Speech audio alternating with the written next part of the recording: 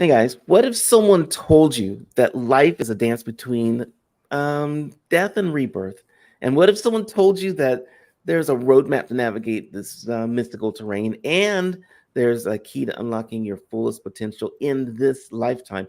It is my profound pleasure to introduce Mariko Frederick, someone who holds that key and is a guide through the sometimes confusing maze of our spiritual existence. She's a luminary that straddles the realms of celestial and corporeal, guiding souls from all walks of life, CEOs, celebrities, and now you and me, all of us, to find, heal, and activate our four soul archetypes. Mariko is a spiritual healer, soul business mentor, and the compelling author of Soul Priority, where she uncovers the four soul archetypes that activate your unique soul assignment. Today, we'll talk about how to bridge the chasm between your daily grind and your daily sublime, between who you are and who you are destined to become. So grab your cosmic compass and prepare for a transformative journey that becomes, what Monaco has to share, and what she has to share will not only answer the questions you didn't know that you had, but could very well align the stars in your favor.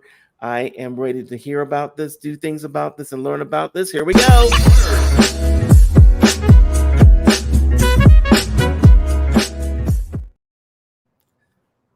Welcome everybody to A Funny Way of Looking, where diverse voices meet open minds. We're live every Monday, Wednesday, and Friday here on A Funny Way of Looking on Facebook and on YouTube and on your favorite podcast. So subscribe, and we're going to have an amazing conversation today with Mariko Frederick. Mariko, how are you today? I'm great. Thanks for having me. I'm excited to be here. Okay. I want to see if you did your homework. Yeah, I want who do you want to do a shout out to? That's my first question. Oh, I want to do a shout out to my amazingly beautiful, wonderful goddaughter, Eliza. Hey Eliza, welcome to the show. Let's jump right into your story, because in your book, the first thing that you talk about is the fact that you used to work in ICU and experience death fairly often, it seemed like, and most people have not experienced death in the way that you got to see it. So talk about ICU, and then I want to talk about your NDE, near death, your death experience. So let's start with ICU.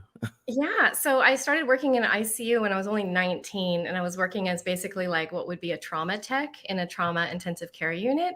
And so, yeah, I've seen a lot of death from a pretty early age, and I don't know if you get used to death, but I think you kind of do working in that setting.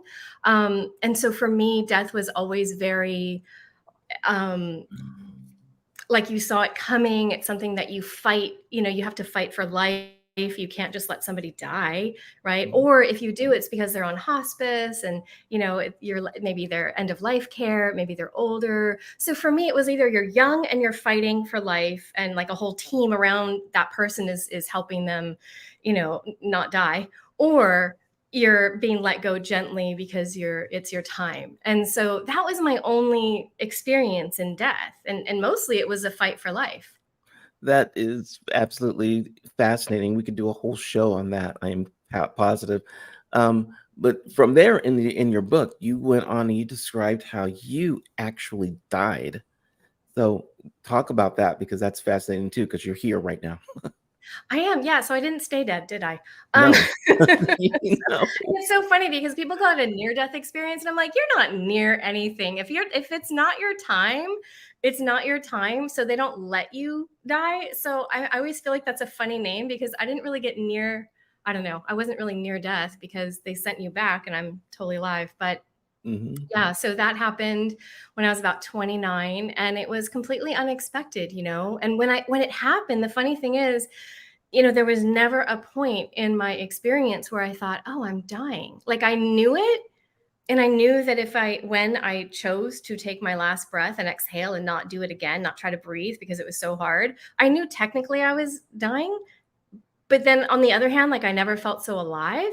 So how could you also think like, "Oh gosh, I'm dying." Like you don't actually feel that way. You're just like, "Oh wow, this is so much better." What did it feel like? Because that is just an astounding thing to me. Like, did you like lose consciousness? I saw you said you floated, you were seeing things, you saw your Yeah. husband and stuff like that. I What? mean, I didn't lose consciousness, but excuse me. But yeah, I guess my body did. I mean, I was awake the whole time, right? I think my husband looking at me would tell you that I lost consciousness, that I was like, this like shade of gray. My skin had just, I was not breathing for a long time.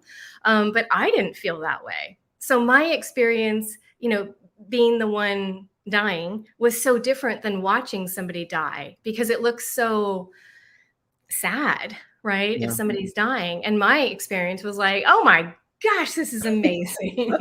I feel better. Breathing so overrated because breathing had gotten hard, right? I had that like an elephant on my chest, like I was being crushed and I couldn't breathe. So it was like this weight, I was like inhaling and exhaling and trying to push this weight up. And finally, when I just let it fall, it was my first thought was, oh, that's so much better. Breathing's so overrated. It is. So why did you come back, or how did you come back? Give us that part of the story. I was sent back. I didn't want to come back. I don't know a lot of Oh. people. I mean, I haven't talked to a lot of people that have had a near death, but I think, when you're there, it's like you're home. Like, oh, this is my true identity. This is who I've always been. This is who I always will be. This is Okay. me. Ever expanding bliss and joy and love. And like, why would I want to go back? Right? Like go Yeah. back. And honestly, like my experience felt so long in that realm that when they told me I had to go back and their specific instructions was, so just a back step, here I am after I leave this world, you do a life review, you see all the parts where you're basically like in tune with your soul, connected to soul, living from soul, and then the parts where you're working from ego, right? So it's like you get to see all those moments that really matter in life. And the goal of life obviously is to live from soul completely, just live from that love and joy and expansiveness. So, and then the experience was bigger than that, of course, but in the moment where I'm finally just shed all of who I thought I was, right? All ego identity is gone. And I'm just like, soaring in this infinite ocean of love and bliss and joy. And I realized in that moment, I was never Mariko. I've always been this. This is who I am. Like, oh, what was I thinking? Right. And I'm just like allowing it and just completely immersed in this love. And then I hear this voice say, it's not your time. Oh, that You have kind to of go sucks. back. Yeah. And I was like, uh-uh. Yeah. And they had to tell me 3 times because the first time they're like, it's not your time. You have to go back. And I was like, mm-mm, nope, Mm-mm. won't do it. Can't make me. And then they're like, you have to go back and help people. It's not your time. And again, I was like, mm-mm. And then the third time it was really just this vibration of resistance from me. Like, Mhm. where would I even go? And then the third time they really got into a little more explanation. And all of this is happening in what I call like thought waves. So it wasn't Mhm. just a voice, although at this point I actually did hear more of a human voice, but it's like this wave of energy, this wave of a thought that comes into you so that you don't just hear it because you don't have ears anymore. So you don't have the human senses, but it's like this wave of a message coming into you so that you really understand it. And what they told me was it wasn't my time. I had to go back and help people. Remember who you are. Go back and help them. Remember who you are. And then they went into telling me that every soul has a time where they can go. And you can't go before or after that time. And it's not your time. And I have to go back Wow. and help people. And by that time, I didn't know who I was supposed to go back and be. Uh, Like, I mean, for me, it was like, I've been here for 1,000 years, 800 years. And you want me to go be who? Yeah, I think that's absolutely fascinating. I think there's a lot of people. One of the things in life that happens is people wonder, like, is there an afterlife, or just I die and go to sleep? What happens? And the fact that you've had your own experience and you can share that's amazing. I want to talk about rebirth and death and life. And is it fair to say that the rebirth is the same as reincarnation, or is that different the way that you look at it? The way I look at it is the same. Okay. Mhm. And so when we have between death and the next life, and I guess that's where the rebirth happens, what is there to experience, and what is it that we get to remember, we don't remember? What is it we bring with us, and what's supposed to happen in the next life? I love that. Um, so yeah, we never stop living. and so the word die is such a silly word to me because it's like it actually doesn't happen ever. So I don't know why we use it, except for that in our human experience, we see something and it's not moving anymore, it's not breathing, and we're like, it's dead. But it's not. It's the essence of who that being is, whether it's a plant, I'm sorry, whether it's a bug or a person or an animal, still lives on. And so in my experience, again, I went into, and this is life between lives, right? So this is where it gets a little confusing. This is not my death experience. That was separate. That was when I was 29. And then, but my real experience, not my real experience, but the main experience that they, I think, brought me back in order to share with people, the part where they said, remember who you are and go back and help people. I think it was this. In fact, I knew it at the time, and it still took like almost 20 years to share it out loud because it's so unique. But I remain completely conscious in between my last life and this one, like right now. So for me, it's one long memory, but it's hard to say I remember it because it's kind of like I never forgot it. I remember everything that happens in between lifetimes the way that I remember last week. I didn't forget last week. It's just that was last week, and then this was before that. So in between lifetimes, in my experience, and this is unique to me, and I think a lot of people in this world, but we don't all necessarily go to this realm. But I went to a realm, the astral realm, which was a realm of light and just joy and bliss. And literally, it was like a world made of light. And I was in more of a human shape, right? I did have not a human body like this, but similar, except for that everybody there is made of light, and the plants and the mountains and the water and everything is made of light. So I had an entire lifetime there where I go into it in my book, but I really did take my own journey there and grow and in consciousness and, my soul assignment, what I was here to do. And then after that life was over and we do plan our next life, I actually went into a higher realm called the causal realm. And that realm is a realm where there is no more, it's not just joy and love and bliss, right? It's my experience anyways. This realm was a realm of thought, and not in the human way that we necessarily think, because it's a lot more expansive than that, but it was thought and idea. So if we think about where does the thought come from that we manifest from, it's our causal body, right? So that's the causal realm. It wasn't really a planet because there wasn't anything solid. There wasn't even lights or form in the same way. And that was a realm where I just really worked out like what I call a purification process. And I got to see all of me from like, I think kind of like the beginning of my existence, which again is limited because I've never not existed, and neither have you. Like we've always existed. But they did show me the span of myself in different incarnations. How long do you actually get to stay in that realm while you're between what we think of as life and the rebirth? So I think it's different for everybody.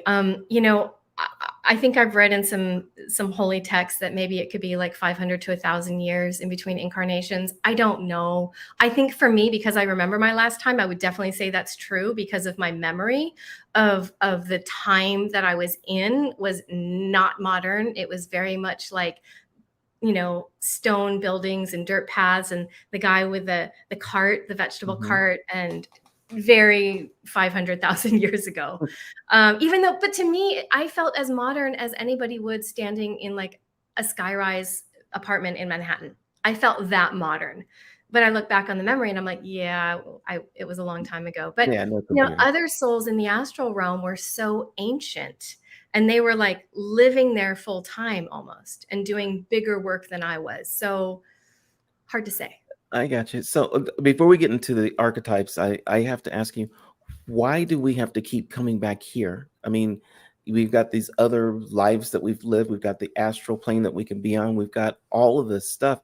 Why do I have to keep coming back here? Why do you have to keep coming back here? I mean, the simple answer is we choose to. And then I think we don't remember choosing to because we're like, why would I choose this? Right. There's such an opportunity in this planet for growth. And I mean, really, the only why for any of it is enlightenment, to remember who you are as the infinite soul. And What do I you think think? that's What do you really think the it. point is to all of it? Like, why any of these lives? What's the point from your point of view? For me, it feels like and I don't mean to like rock anybody's religion, but for me, it's like this expanding of parts of a whole. Like we are all a part of God. We are all like, a piece or a unit of God's love, of God's consciousness. And it's almost like this pulling apart and then choosing to come back together. Okay. And that's what it Okay. feels like to me. But we have to choose it because we have free will, and we can choose ego, and we can choose spiritual entertainment or any kind of entertainment we find here, and just spend lifetime after lifetime in the drama, because this world is kind of like a play. It's like a big drama unfolding, and there's the villain and there's the good guy and there's all these Hmm. people. And guess what? We all chose those roles, even the bad guys. That's awesome. Do you get to choose while you're still in the astral plane, or does it just like get thrown on you? You think? I don't know. I don't remember exactly. I just remember feeling so much bliss. So I don't know, because I don't remember choosing another time. I just remember Hmm. feeling so excited and bliss, and there was like celebration of souls around me. But I didn't go straight from the astral back to this realm. A lot of people do. I went into the higher realm called the causal realm. Okay. And from there, I was just in this. I mean, it's a longer experience in my book, but from there, at the end, before I incarnated, I was just in oneness consciousness with God.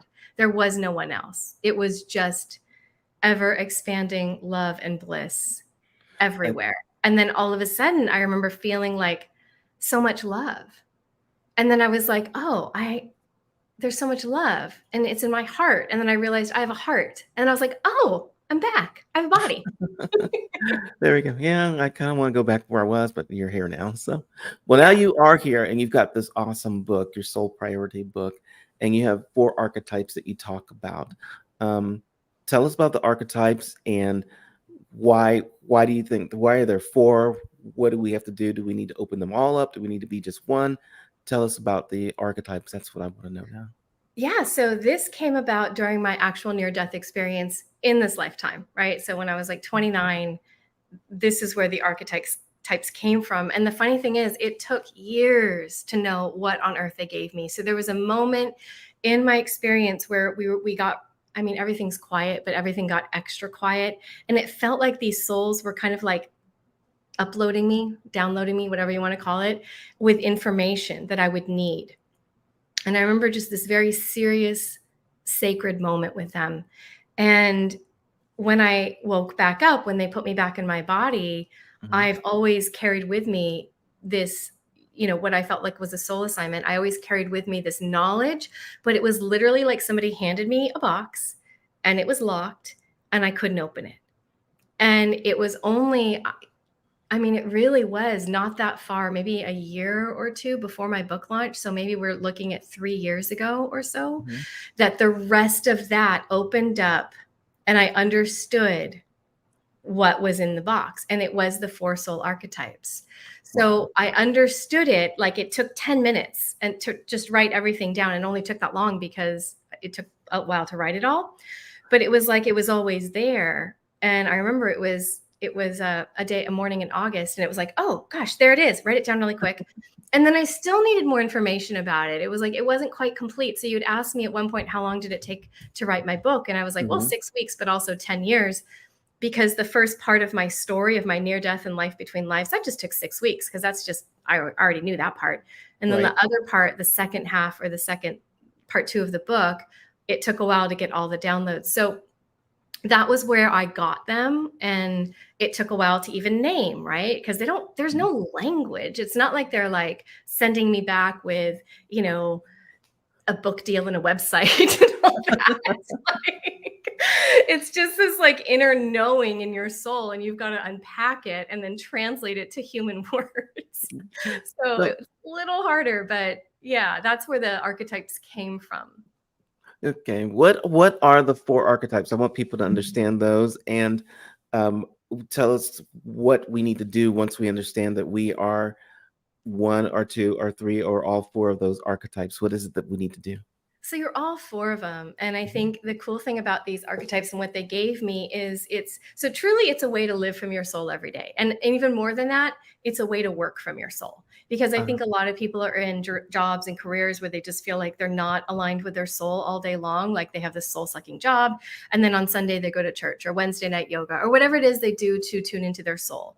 And the soul archetypes really feel like a way, a path for humanity to go, oh, wait, I can be aligned with my soul all the time, even at a job that I don't love. So you have 4 soul archetypes. You have all of them, you always have, and you don't have like necessarily more of one, but there is one that's probably more activated, one that is like breathing. You don't have to worry about, you don't have to think about it. So each one of these helps you live and work throughout your day. So there is the reflector archetype, and that one is the part of you. And I'm going to say the part of you because it's not a gift. It's like, it's literally a part of you. So the reflector archetype is the part of you that is very, I don't want to say psychic necessarily because some people don't think they are, but it's the part of you that sees other people's souls. Okay. It's the part of you that's like, you feel the love in their soul, you feel their genuine essence. And that is the reflector archetype. You really see the truth in other people. Now, beyond that, you might be able to see more, right? So you might be psychic and you might be able to feel like, oh, I feel what you're here to do. I see your bigger mission in life, right? And that's a really great reflector archetype where we like see the assignments on people's soul. We see the Yeah. truth of who they are. And that is the reflector. There's more to it, but that's basically like that part of you. And then there is the connector archetype. And I like to call this our moneymaker because the reflector archetype is the part of you that like can unapologetically make money doing what you're here to do. Now, a lot of people have a wound on that archetype, so they're really good at helping other people make money doing what they're here to do, but they don't always make money doing what they themselves are here to do. And the connector archetype is that part of you that already knows all the people and has all the contacts for whoever it is that you meet that needs to meet those people. I don't know if that's making sense, but it's like you already have a contact list full of the right people for others. And when you start pulling that together for other people, they start making more money, right? Or even because money doesn't, I don't want to say money doesn't matter, but when we leave this world, it truly never mattered. It's not real. Abundance is real, and you can have as much money as you want. There's no shame. There's no guilt. It's like, have whatever you want. I can have as many candles as I want to. The universe doesn't care. Same with money. It's fine. You can have millions of dollars and you're good. No guilt. So with the connector archetype, you are just brilliant at connecting not just people to situations where they can make more money. Money's a byproduct of it, but it really is getting bigger and bigger ideas out there. Gotcha. So one thing you said just a second ago is you mentioned the wounded archetype, and but you said something that really caught my attention. It's like if you have the wounded archetype and you can help other people, I think you said make money, but you can't do it yourself. Talk about that, because I think there's a lot of people that go like, that's me. Right? So many people are like, I used to be like that until I healed it. And I was like, oh my gosh, wow, okay. And then money started coming my way. That wound it has a lot. I'd say it's different for everybody. So I can't say it's like one thing, but a lot of people feel like they're not worthy of the money, or they feel guilty, like they have to give it all away. If I won the lottery, I would give it all away, or I would do it. Like there's always this, if I was rich, then I will give it all away, because I can only be allowed to have money if I'm a good girl or boy. And that's actually beautiful, but also not true. You can just have money to have money. It's fine. I think because you're working from your heart, you want to give some away, but the people that have the wounds, they would like give it all away. Yeah. So there is that aspect of, I think, unapologetically owning how gifted you are, adding it as a service if you're an entrepreneur, or if you have a job, and saying, I'm going to get paid really well because of how gifted I am. Okay. And that kind of, I think in all the archetypes, but the connector archetype is, when healed, does that very easily. And then, when there's a wound on it, maybe of worthiness, maybe childhood wounds, whatever it's from, it becomes difficult. I love that. I want to, before we run out of time, I want to play a game with you that I've been doing with a lot of people, and it's called This or That. I want to learn more about you. So I'm going to give you two, a question with just two answers. You can choose one or the other, but not neither or both. And let's get to learn some more about Mariko and just see how she might answer some of these questions. We'll start easy. They'll get a little harder, maybe. And we'll get to thought provoking sometime in the course of this. So easy question: sunrise or sunset? Sunset, not a morning Yeah. person. I'm not Okay. a sunrise. Who's awake at sunrise? Not me. Not me. Some people love it, but no, sunset. All right. Forest or ocean? Well, I live on the ocean, so I'll say ocean. Okay. How about birth or rebirth? I mean, isn't it all the same? Is it the So, same? Okay. I mean, in our human experience, it's different. I guess, I guess rebirth because I want humanity to rebirth into a higher Okay. level. How about past life or future life? Ooh, you know what? Again, there is no time. Everything's happening right now. Your past, present, and future are happening right now. But Gotcha. let's just say future because, you know, it's just going to get better. Okay. How about fate or free will? Ooh, I like free will. Yeah. Sometimes I've actually talked to people that say there's no difference between the two, and then some fight for one or the other as if they're completely different things. But you're into free will. Well, we're having this human experience and we do Mhm. have free will. I think there is a lot of fate. And I think that the more aligned you are with your soul, the more your free will and fate are like the same thing. Okay. So, Uh, yeah, I feel you on that. How about inner peace or worldly success? oh, inner peace. Okay. Um, Heaven or reincarnation? What'd you say? Heaven Oh, or reincarnation? oh, heaven. Yeah. Okay. Self-discovery or universal truth? Same thing. Same. Universal truth. This is the same. Okay. Do you I want to see, do you make a separation or difference between guardian angel or spirit guide?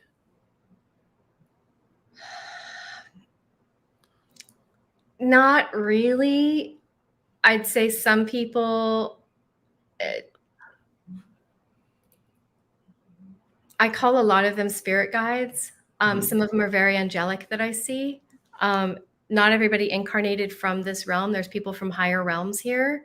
Okay. So when I'm talking to their guides, it's a whole different level. But in general, I would say spirit guides. Okay. How about, let's go a little tougher. How about ego death or spiritual awakening? I mean, same thing. So spiritual awakening. Okay. um, Soul contract or cosmic accident? Oh, soul contract. There's no accidents. No accidents. I love that. Yeah. I've often tried to understand the no accident clause in life, and I haven't quite grasped it yet. Explain it just real quick if you can. The universe is pretty chaotic. Mhm. There's so much going on at once. And like I just kind of briefly skimmed over that all timelines are happening right now. So your Uh-huh. past, your present, your future, all happening right now. There's so much that our human consciousness can't even conceive of. Okay. Yeah, Okay. So if I was to ask you like linear time or eternal now, I'm guessing you're going to say, there's only the eternal now. There is no linear time. Yeah. okay, collective consciousness or individual soul. Well, I like individual soul because the collective can be lower.